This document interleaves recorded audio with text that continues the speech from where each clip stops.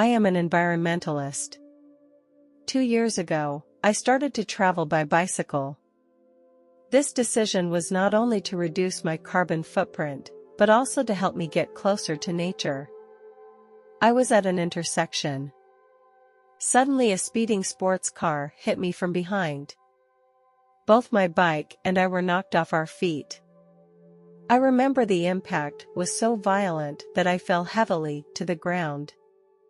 I felt severe pain and I felt that a few ribs had been broken.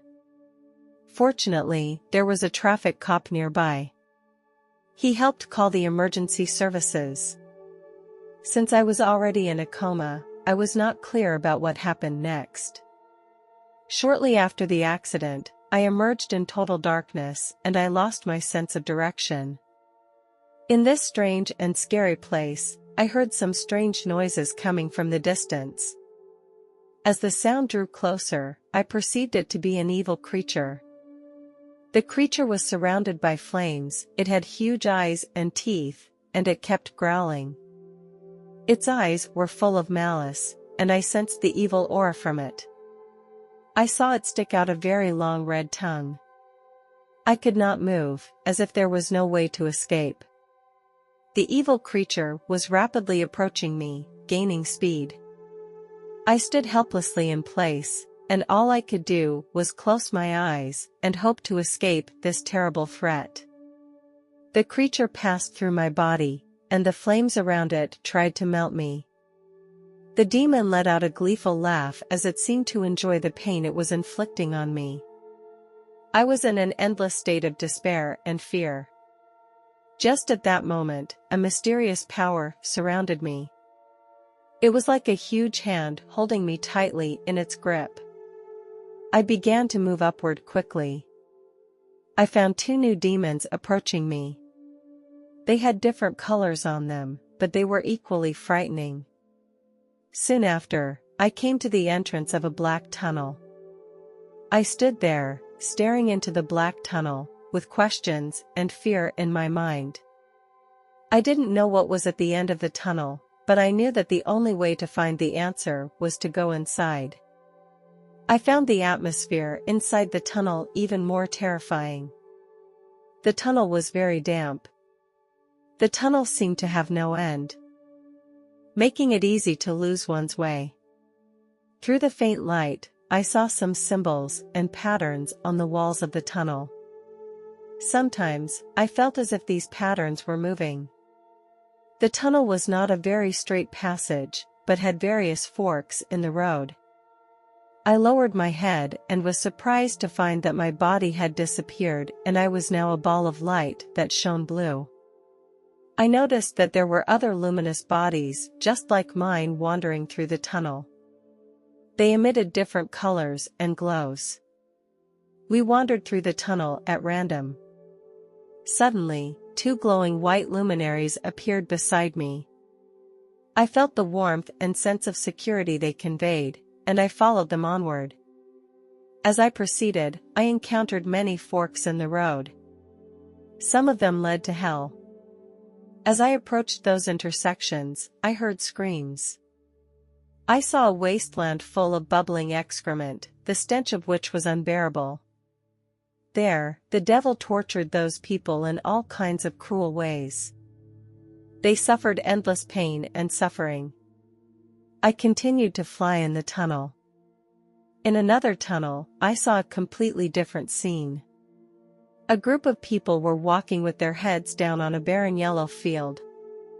Their eyes were hollow and their expressions were confused, like a group of zombies.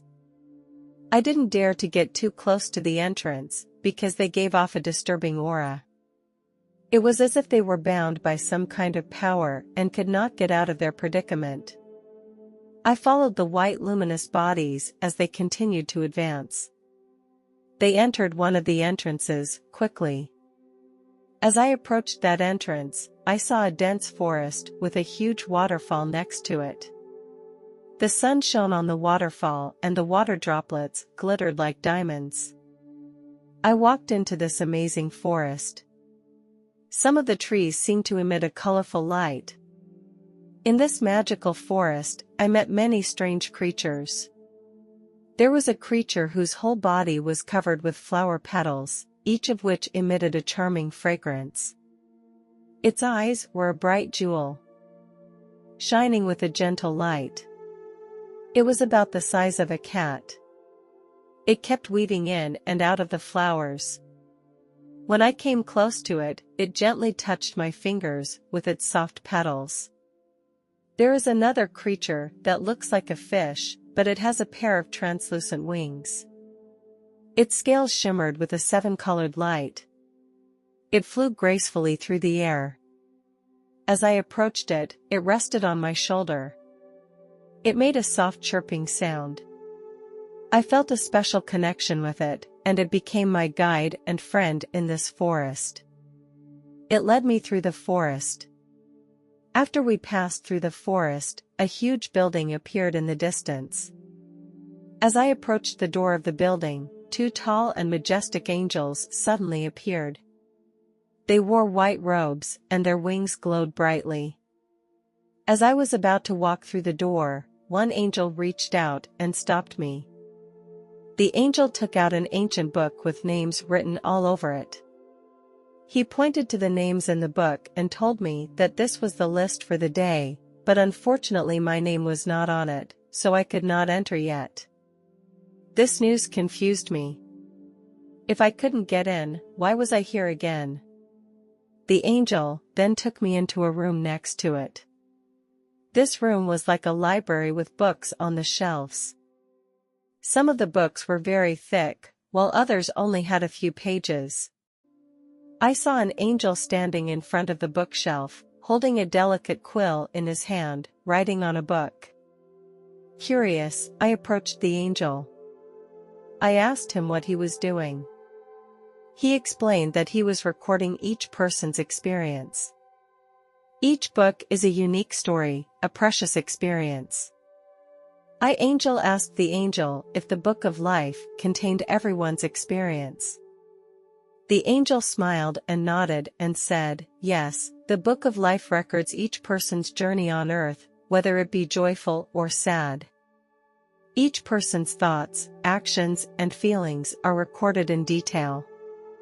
The angel went on to tell me that when a person dies, their book of life will be audited.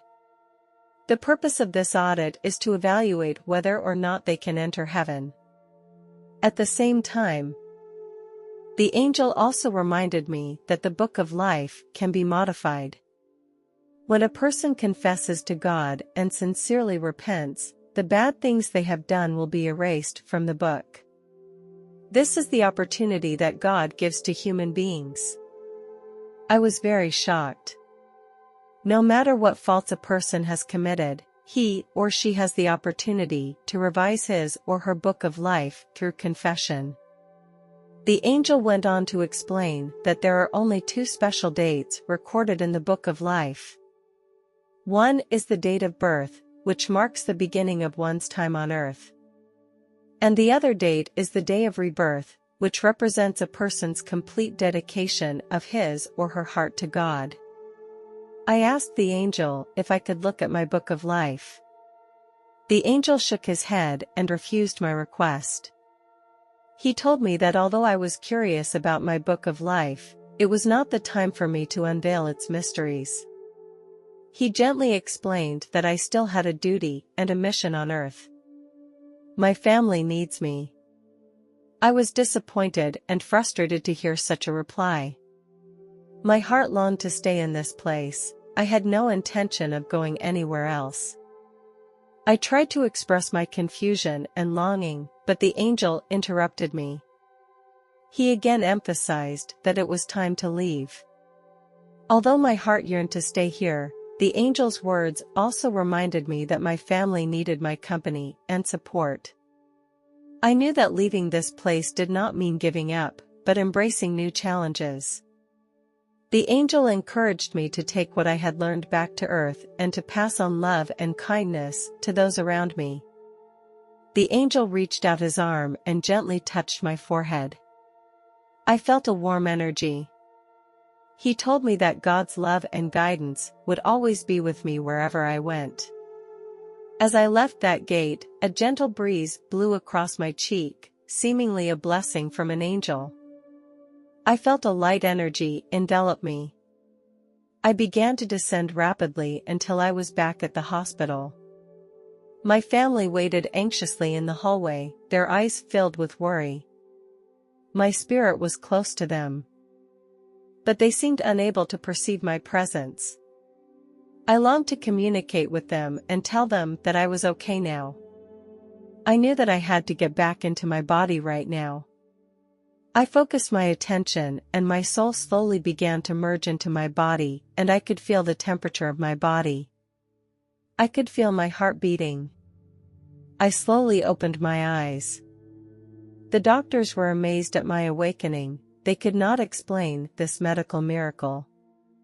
But I knew that it was all by the grace of God, who had given me a second life.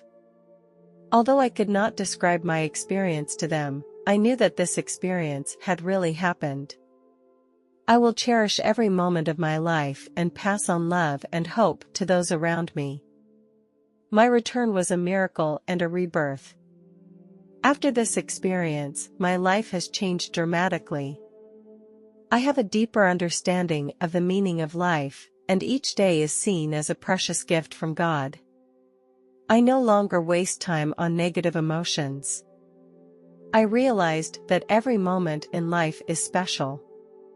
This experience has awakened in me a deep understanding of love.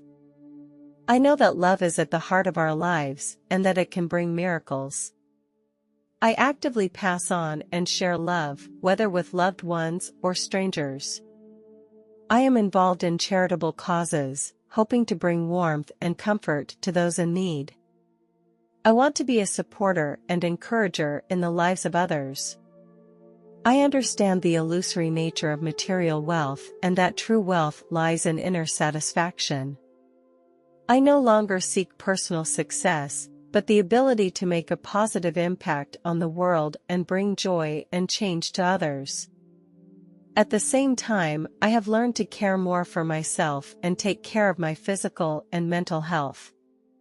This experience has led me to explore religion more deeply.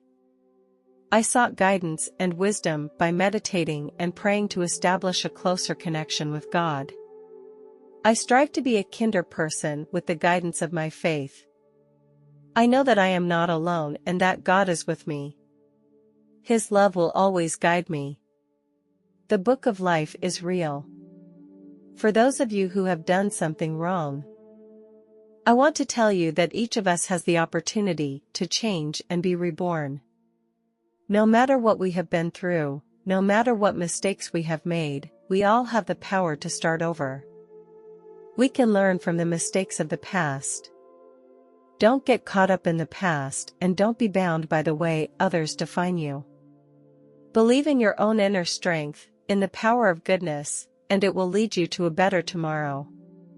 Remember, we all deserve a second chance because life is about the journey of change and growth.